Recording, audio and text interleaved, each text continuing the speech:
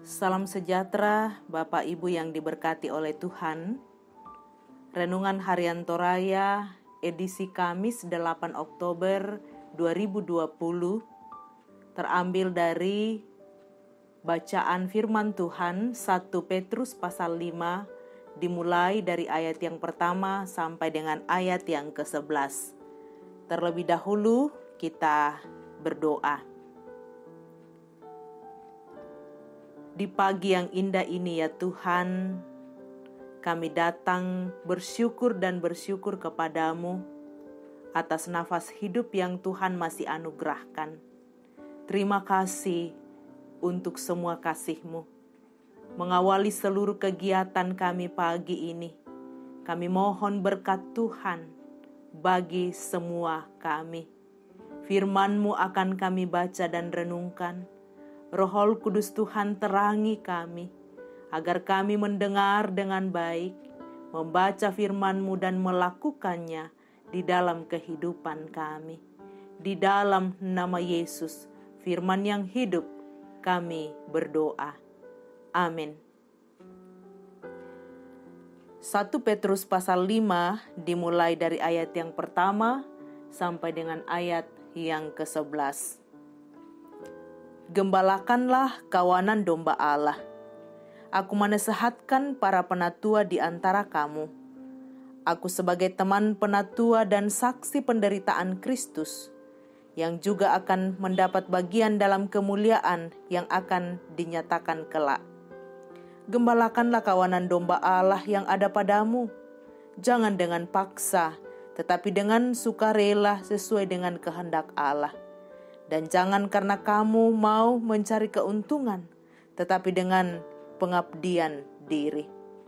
Janganlah kamu berbuat seolah-olah kamu mau memerintah atas mereka yang dipercayakan kepadamu.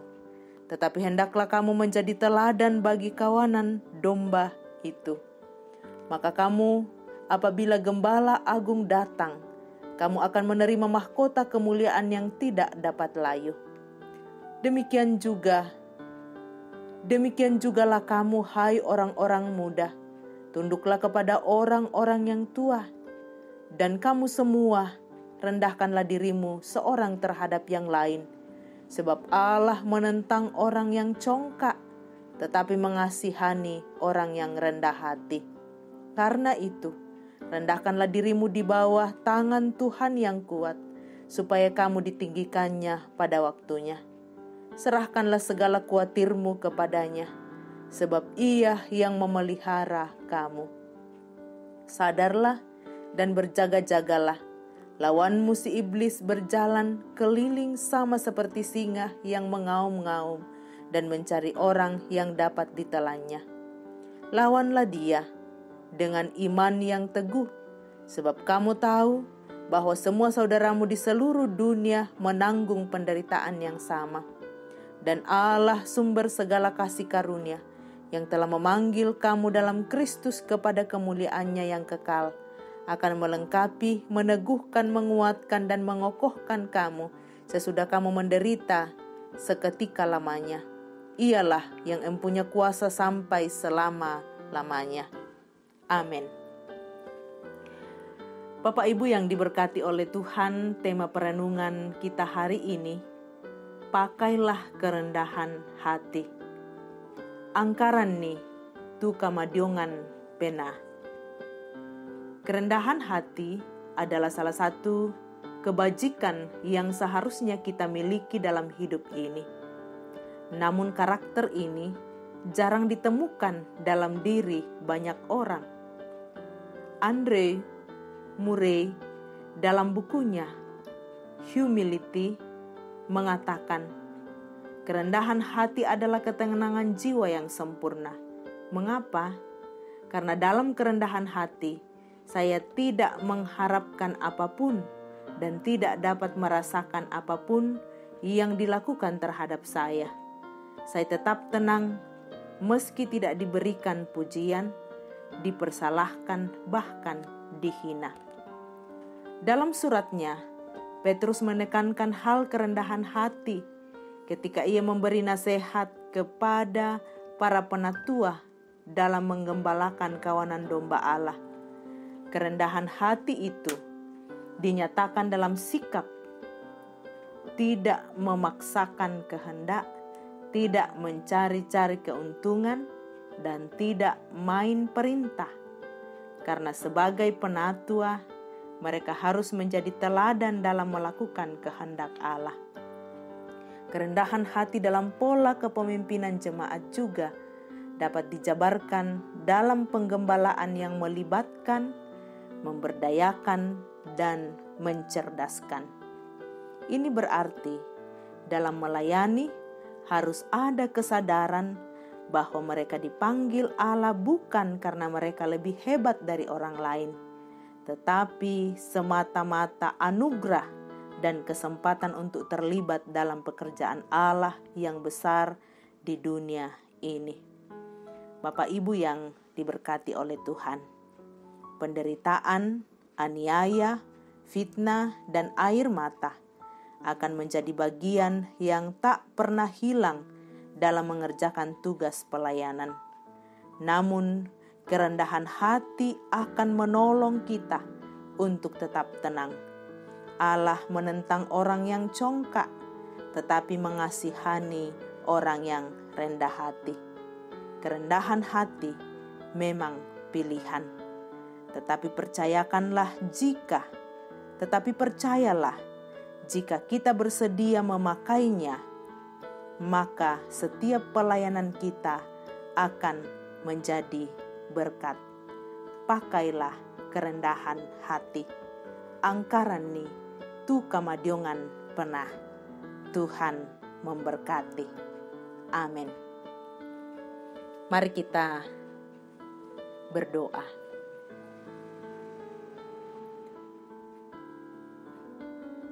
Di hadapan hadirat-Mu, kami bersyukur pagi ini untuk semua kasih dan berkat Tuhan, terlebih firman-Mu yang menyapa kami pagi ini. Roh Kudus Tuhan menolong setiap kami jemaat-Mu, agar dalam kehidupan beriman kami memakai kerendahan hati. Firman-Mu sungguh menguatkan kami hari ini. Biarlah setiap kami anak-anak Tuhan sebagai orang yang membuka diri di hadapan Allah, kerendahan hati melalui tuntunan Roh Kudus akan kami pakai dalam setiap pelayanan di mana Tuhan mengutus kami. Terima kasih Bapa di sorga. Hari ini kami mohon kasih dan berkat-Mu untuk seluruh jemaat Ramah. Berkati dalam seluruh kehidupan, mensyukuri pertambahan usia, mensyukuri berkat-berkat lain ada di antara anak-anak kami yang telah diwisuda, menyelesaikan pendidikan dengan baik, lengkapi sukacita orang tua, sukacita anak-anak kami yang dimampukan sampai tahap ini karena anugerah Tuhan. Demikian pun semua berkat-berkat yang dialami oleh jemaat-Mu, Tuhan senantiasa menopang dan memberkati. Juga dalam doa kami hari ini, kami bersama-sama memohon kasih dan berkat Tuhan bagi seluruh warga jemaat dalam pekerjaan masing-masing. Tuhanlah gembala yang baik, yang menyertai Bapak, Ibu, anak-anak, opa, oma, dan semua warga jemaat dalam mengangkat setiap tanggung jawab. Kasih karunia Tuhan memampukan mereka berkarya. Kami mohon berkat-Mu Tuhan bagi setiap jemaat-Mu yang saat ini dalam pergumulan oleh karena berbagai hal, yang saat ini dalam suasana duka cita. Tuhanlah sumber kekuatan dan penghiburan untuk keluarga kami.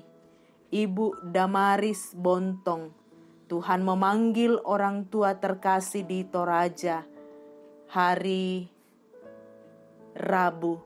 Tuhan kekuatan dan gembala yang baik, sumber penghiburan. Demikian pun kami berdoa Tuhan memanggil dari tengah-tengah jemaat Rama di kelompok 6, Nyonya De Sapan. Hari ini, hari Rabu, Tuhan menguatkan dan menghibur sehingga menjalani kehidupan dan seluruh pelayanan. Tuhan memberkati pelayanan majelis gereja agar semua berjalan dalam pimpinan Tuhan. Bapa di sorga, kami mohon berkat-Mu untuk seluruh jemaat yang bergumul karena sakit.